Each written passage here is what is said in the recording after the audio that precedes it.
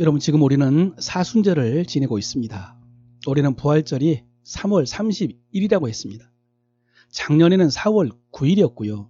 2022년에는 4월 17일이었습니다. 그런데 왜 이렇게 부활절은 해마다 날짜가 달라지느냐?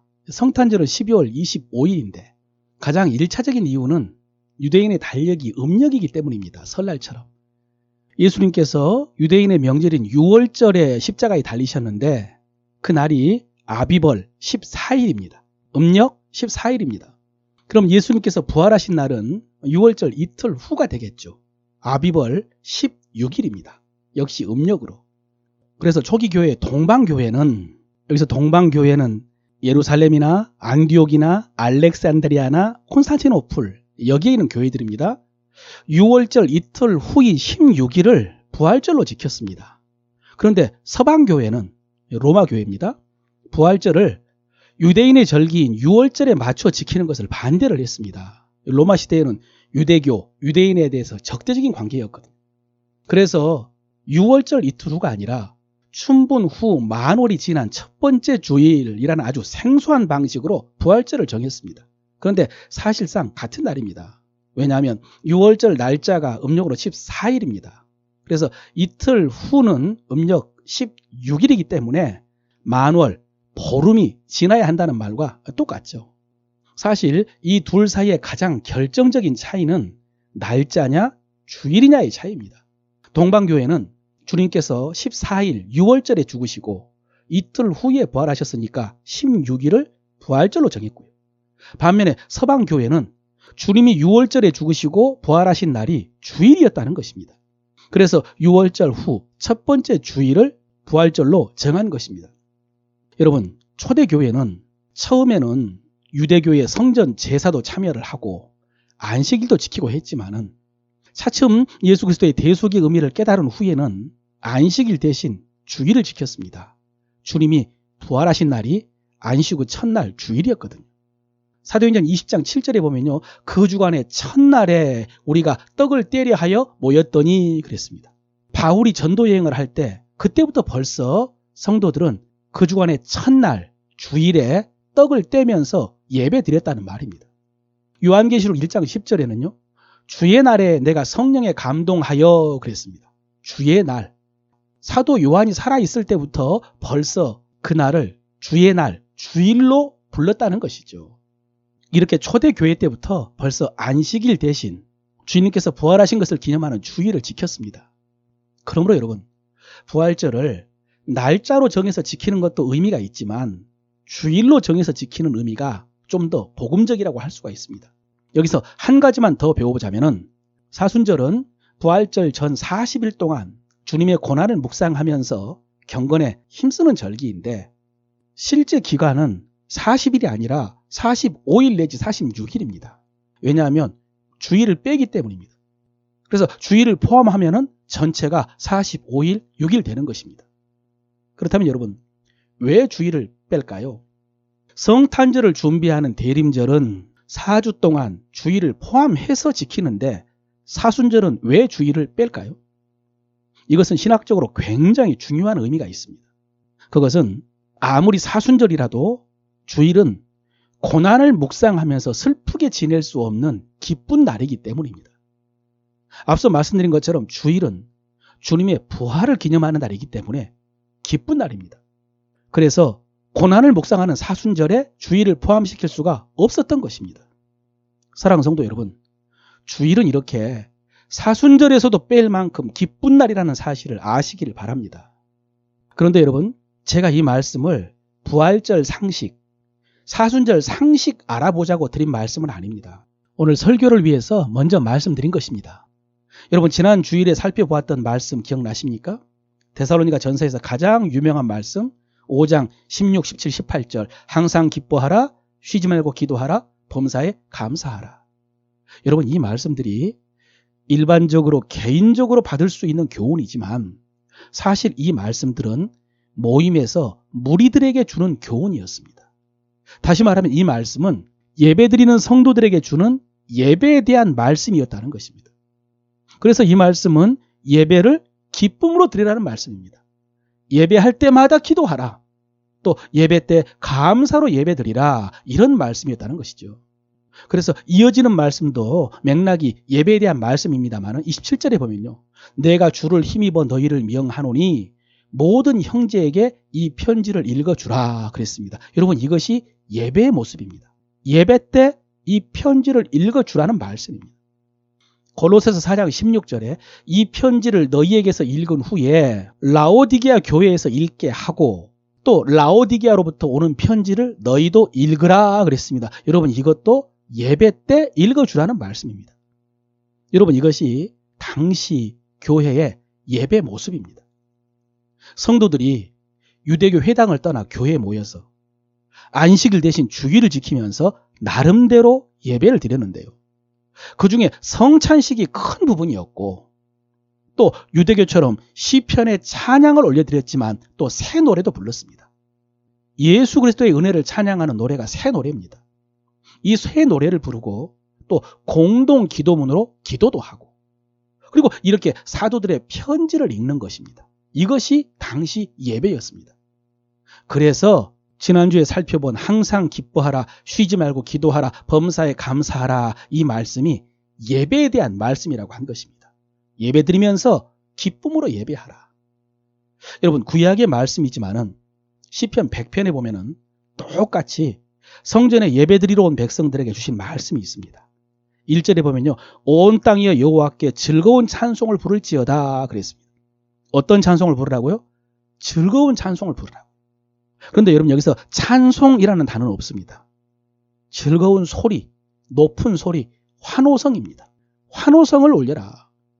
2절에 보면 기쁨으로 여호와를 섬기며 노래하면서 그 앞에 나아갈지어다 그랬습니다. 여호와를 어떻게 섬기라고요? 기쁨으로 섬겨라. 기쁨으로 예배하라. 그 앞에 어떻게 나아가라? 노래하면서 나아가라. 4절에 감사함으로 그의 문에 들어가며 찬송함으로 그의 궁정에 들어가서 그에게 감사하며 그 이름을 송축할지어다. 성전에 들어갈 때 어떻게 들어가라?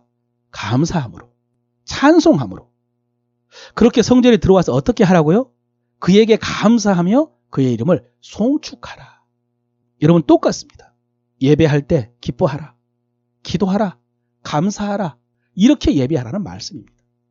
여러분, 우리는 그동안 평생 예배를 드렸습니다. 앞으로도 드릴 것입니다. 예배가 우리 교회, 우리 신앙에서 가장 중요한 시간이라는 것을 우리가 다 알고 있습니다. 그런데 여러분, 그동안 예배를 어떻게 드려야 한다라고 생각을 하셨습니까? 예, 보통은 경건하게라고 대답합니다. 이 경건한 예배를 부정하는 것은 아닙니다. 그런데 그 경건이라는 것이 단지 조용함이라면 말씀과 거리가 있지 않습니까? 부활을 통해서 주님께서 다시 살아나셨을 뿐만 아니라 우리의 죄사함과 구원이 이루어졌으니까 우리의 주일과 우리 예배 속에 그 확신과 기쁨과 감격이 있어야죠. 그러므로 여러분, 주일날 교회에 오면은 생기가 있어야 됩니다. 생동감, 즐거움, 설렘이 있어야 됩니다.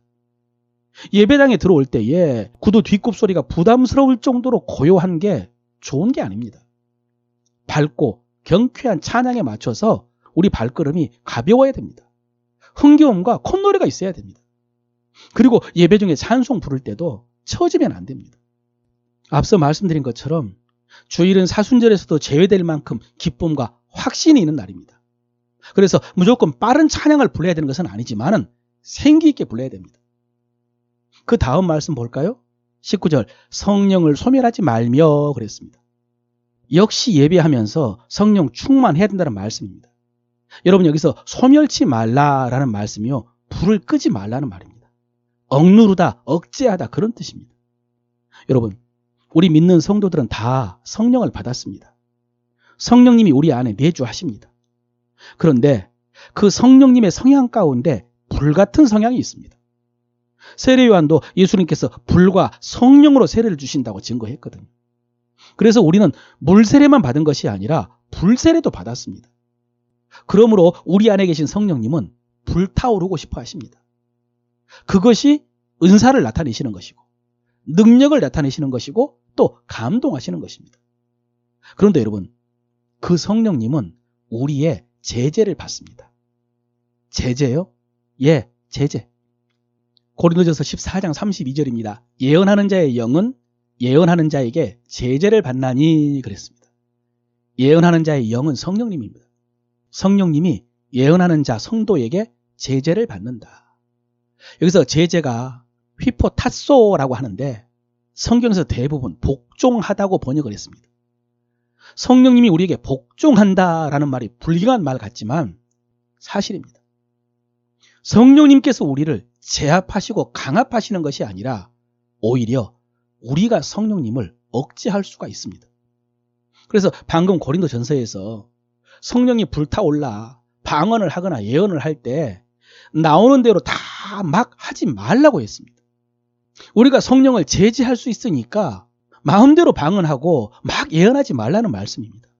만일 누가 방언으로 말하거든 두 사람이나 많아야 세 사람이 차례대로 하고 한 사람이 통역할 것이요. 만일 통역하는 자가 없으면 교회에서는 잠잠하고 자기와 하나님께 말할 것이요.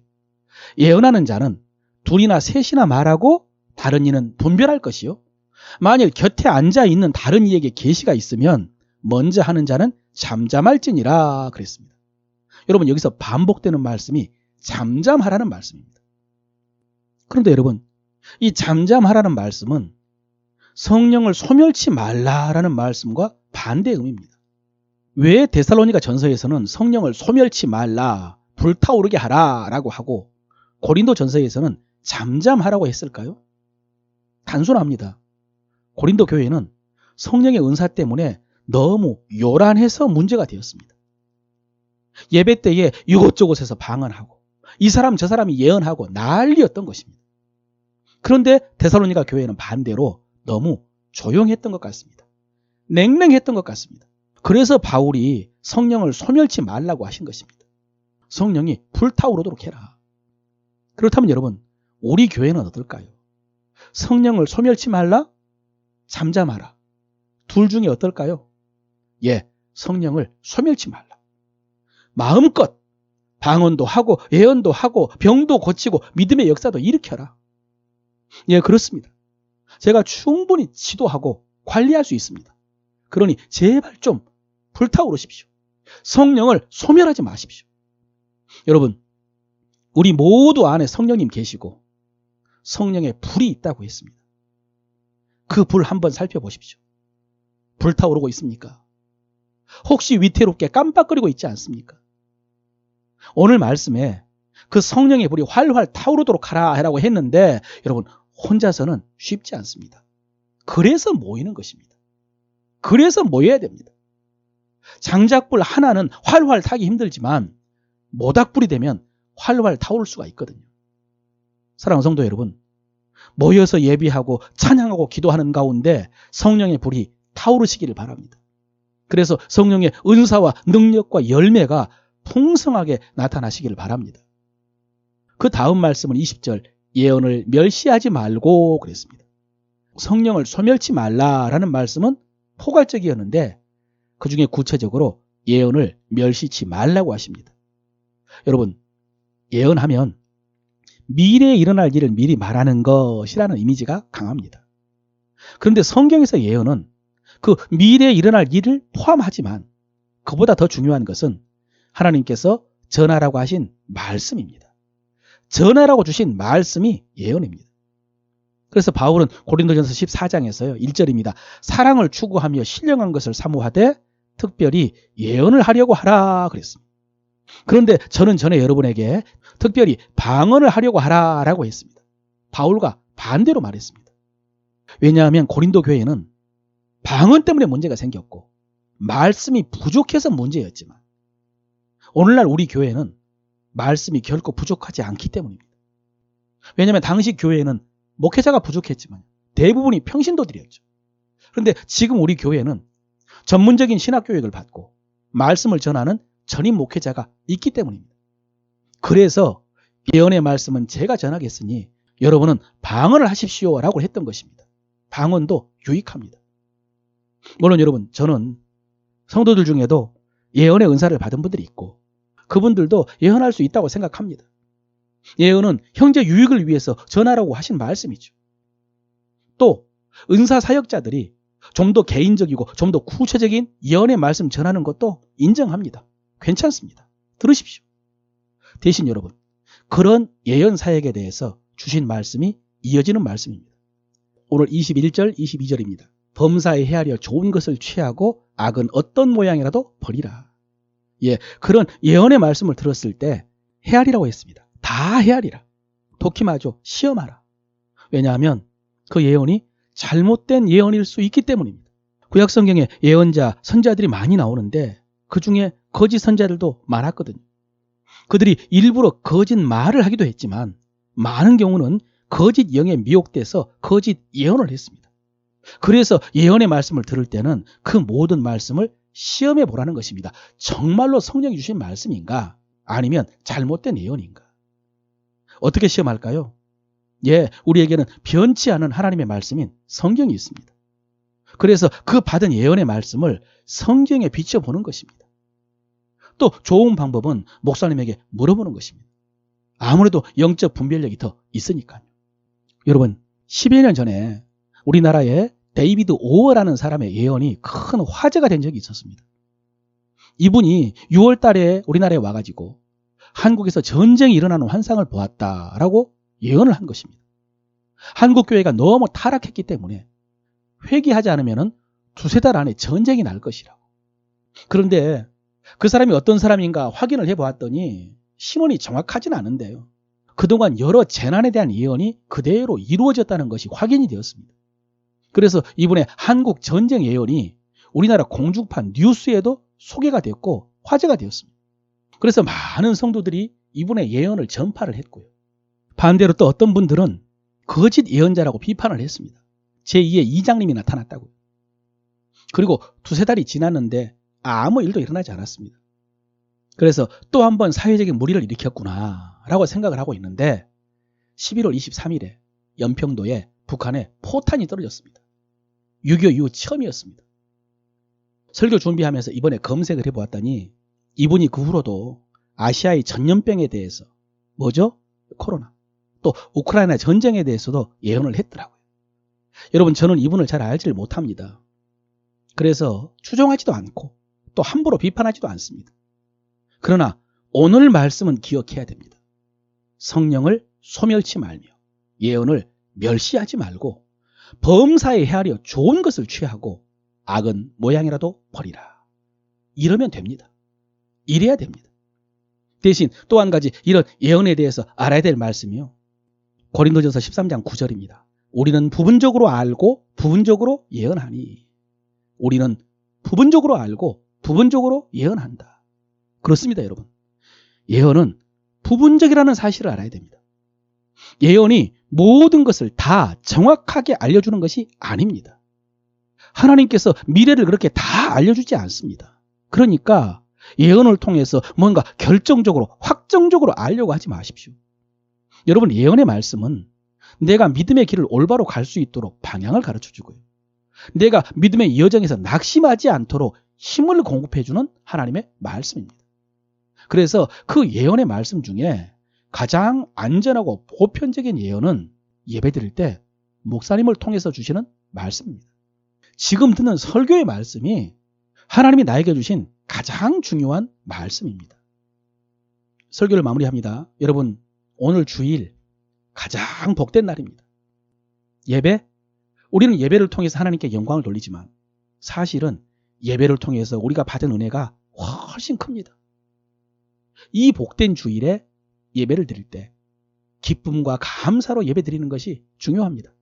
또 예배 드리면서 은혜 보좌 앞에 나아가 때를 따라 돕는 은혜를 구하는 것도 중요합니다. 무엇이든지 언제든지 기도할 수 있습니다. 또 시와 찬미와 신령한 노래로 찬양하면서 새 노래하는 거 하나님께서 기뻐하십니다. 그런데 뭐니 해도 우리는 주일에 예배 드리면서 하나님의 말씀을 드려야 됩니다. 지금 나에게 주시는 하나님의 예언의 말씀을 드려야 됩니다. 오늘 설교하면서 부활절 날짜부터 시작해가지고 여러 말씀을 들었지만 가장 중요한 말씀은 이것입니다. 오늘 설교 제목이죠. 예언을 멸시하지 말라. 물론 여러분, 지금 이 말씀을 들으면서 여러분이 말씀을 멸시하는 것 같지 않습니다. 그런데 이 말씀은 집에 가서도 계속 멸시하지 않아야 되는데 어떻게 가능할까요? 제가 지난주에 책을 읽다가 굉장히 중요한 단어 하나를 알게 됐습니다. 헬라어입니다. 호몰로기아. 예, 호모와 로고스의 합성어입니다. 호모는 같은 이라는 뜻이고요. 로고스는 말씀이죠. 그래서 호몰로기아는 같은 것을 말하는 것입니다.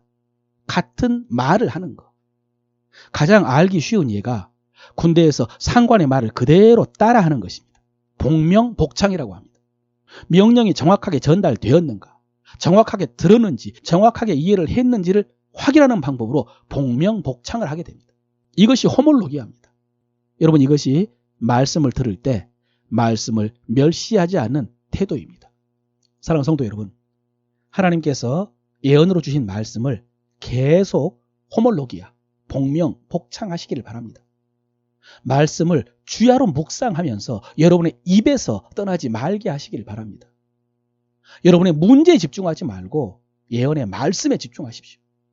여러분의 걱정과 생각과 계획과 감정을 말하지 말고 하나님의 말씀을 말하십시오. 하나님의 약속은 그리스도 안에서 얼마든지 이해가 된다고 했습니다. 그 말씀을 우리가 계속해서 호몰로기아, 그리고 묵상할 때 그 말씀의 씨가 우리 마음에 뿌리 내리고 자라서 우리의 믿음이 돼서 반드시 열매 맺게 될 줄로 믿습니다.